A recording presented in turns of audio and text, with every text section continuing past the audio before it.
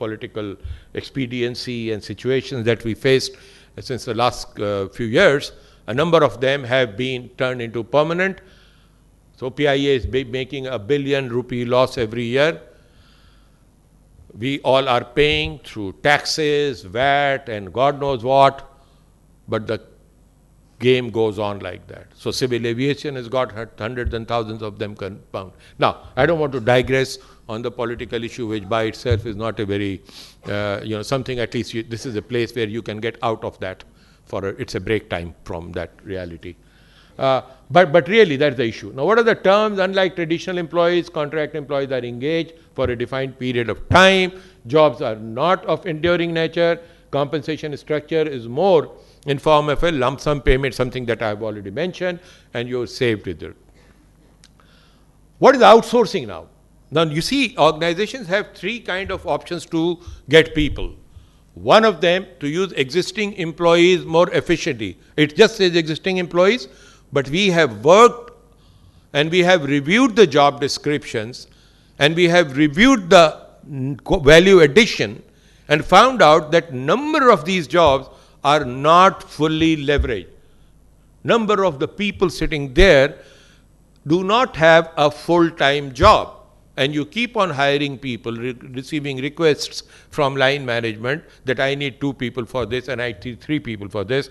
And this is where there is a need to look into the entire business process, review, do the process re-engineering, review the steps that are involved, and then see whether there is a possibility of amalgamation of responsibility, merger of jobs, and that's the kind of thing Asma is doing in Dubai. She was talking in the morning. She has visited how many people? Out of 1,200, you gave them a recipe for 600?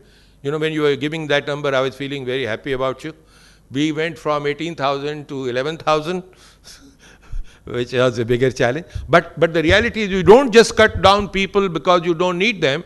You first work on the exact value addition dynamics of it. You understand, you quantify, and then you see whether actually you can get more out of existing employees. That is the lesson number 1 for anybody who's considering, in my mind, my recommendation to anybody who's considering going for a contract employee, look at what your permanent employees are doing. And I just want to again take this opportunity to share with you what we saw in KSC was 50% of the contract employees made another 50% of the permanent employees complacent, because they thought these people had to do to prove efficiency. To survive another contract, they had to work harder, they had to deliver. Low pay, high delivery. What it does to the others, they get complacent. Why should I have to work? You know, I've got 2 contract employees, you go ahead and you do it. And so I cannot be touched. I'm a sacred cow, I'm a permanent employee, you can't fire me. Poor contract employee, now he has to put in that extra bit for this person also. So you actually, organization size grows without fully leveraging the people that you already have.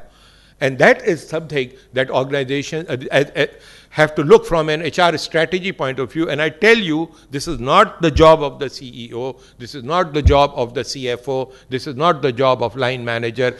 It is inherent responsibility of the HR to proactively go review structure, go volunteer and review structure, and start telling the line management that you have X number of jobs which are only operating at 30, 60 or 70%. And there is a possibility of transferring some responsibility from this job to this one and transferring. And you're not saying you're going to give marketing the job of manufacturing, but I'm saying complementing things from within the organization, merging the jobs, and you can add a great value. If you can do that and you can reduce the pressure of new hiring, you are optimizing the cost effect of it.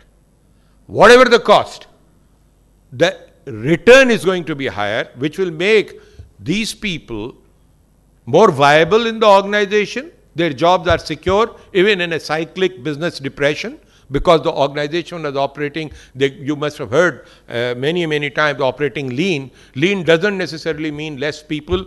Lean means getting the best out of the minimum. It doesn't mean less people. It means optimum number of people. You can't say that there is a job, actually this is a full 10 job for 10 full-time employees, and okay, you manage it with 5. Then you are putting these 5 people under 200% production pressure, which is not sustainable, but the quality will not be maintained, and you will have a serious issue with the organization. Your job is not to reduce the number. Your job is to optimize the number that you have in hand and save the organization from contract hiring. So the next option is hiring a new employee. And the third is use contract outsources, use contract resources for something, and actually decide to outsource all or portion of the project. Now, this is something that we did in HBL. We looked into the structure and we found out that we are basically a bank. But what we have in hand is about 6,000–7,000 people who have got nothing to do with direct banking. They are the drivers, the messengers, and the guards. And you know what? If they are constituting 30–40% of our workforce, then what we are doing is actually, that entire management pressure, HR, Dr. Razi, Naila, Huda Saab, they're all, magnitude is big. You're now managing much bigger database. So the complexity is issues, employee-related issues, integrity-related issues, training, development, everything is much higher, at a higher cost than what it should have been. So you said, okay, we made a strategy and we said these are the non-core functions and we will outsource these functions. Therefore, there will be an outsourcing company. We will contract the outsourcing company to provide those services. These employees will go there. They will manage it. We did something different. We gave them the ownership of these companies, these separated employees. And, bank is now operating only with people who are core banking related people. But interestingly, there has been a certain variation to this. When a state bank defined core function for banking to include some things which you will not actually clearly be able to convince people. For instance, credit card sales, for instance, collection, some of these things, activities were defined by the state bank as non-core functions, and therefore the banks got the ability to outsource some of these functions. Now outsourcing is very viable because of the technology, because of the communication. In fact, I even question myself whether I need to go and sit in the office every day or I need to sit in a particular location. Do I have to be in Dubai most of the time or Karachi most of the time? I am working anywhere I am, and So I think with the technology and thing, there are a lot of things that you were supposed to do on site can be done off site at cheaper locations, at cheaper employees. So that has actually been the driving force for outsourcing of business.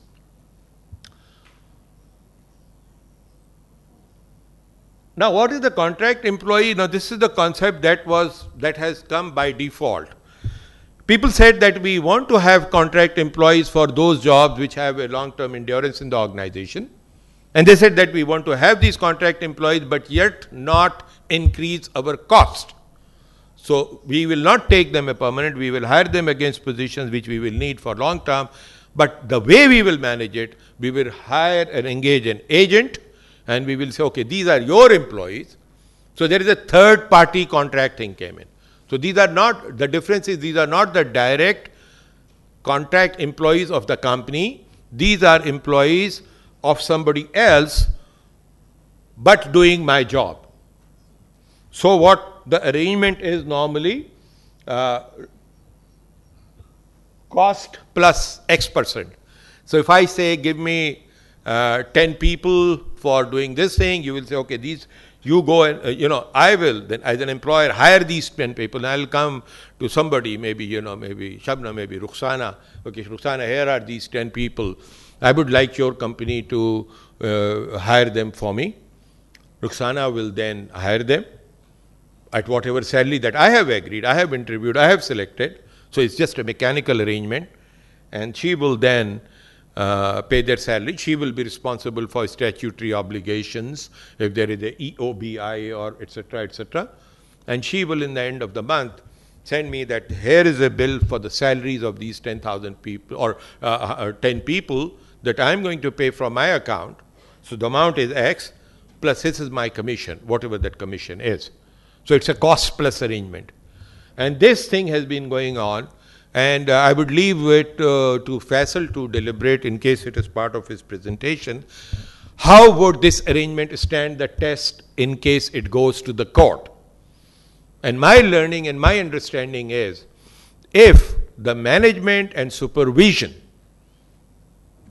of these employees is coming directly from me, then they will be considered my employees. So if at the end of the day, the employees that I have hired on the payroll of Rukhsana, at the end of the day, when they come in the morning, I give them the instruction, today your job is to go and sell these 10 units. So I've given him in writing, have you seen, accepted? I'm doing their, can you go to the next one? Okay. I'm going to do their goal setting. I'm going to do their leave management. I'm also going to do their performance management. But I'll keep on holding that they are Rukhsana's employees. This is the situation. All directions, communications have to be between employee and the outsourcing companies. And ladies and gentlemen, most companies, including many multinational companies, I've had a discussion with CEOs and I have alerted them on this. They are not fully compliant on this issue. They are not A, cognizant of the complexity of the issue, B, not fully compliant. And my apprehension is that one day, one of their contract employees will go and stand before the court and say that I am actually an employee. This is a sham arrangement where my salary is being paid by Rukhsana. Actually, I am an employee of Mr. Osmani. He is the one who gives me the tasks, who snubs me, who marks my attendance, I'm coming late, who issues me warning letters, who blah, blah, blah, blah, everything. So the courts, and Faisal, maybe you would like to, when you're deliberating, even if it's not part of your presentation, just touch base on that. How would the courts react to that? Would the court say that no, you are still employees of Rukhsana, or will they say no, this is an arrangement, actually you are an employee? My own feeling is that there is an exposure and the courts will say that you are employees of Osmani, not Rukhsana. And if that happens, that is only one person has gone, but rest of the 9 will what? They will sit back. One person, the courts decide, okay, you go ahead and you treat him your regular employee from the date you hired him, you give him the back benefits, you provide for his retirement benefits, pension, blah, blah, blah. Once they do it for one employee, then others just have to make a very simple plaint. They don't even need a very high caliber lawyer like Faisal to go to the court. Sir, here is a precedence. That was one case. We are 9 of the same lot. And it will take 30 seconds for the court to do that. Now, it's not 1% cost that I'm talking about 10% cost.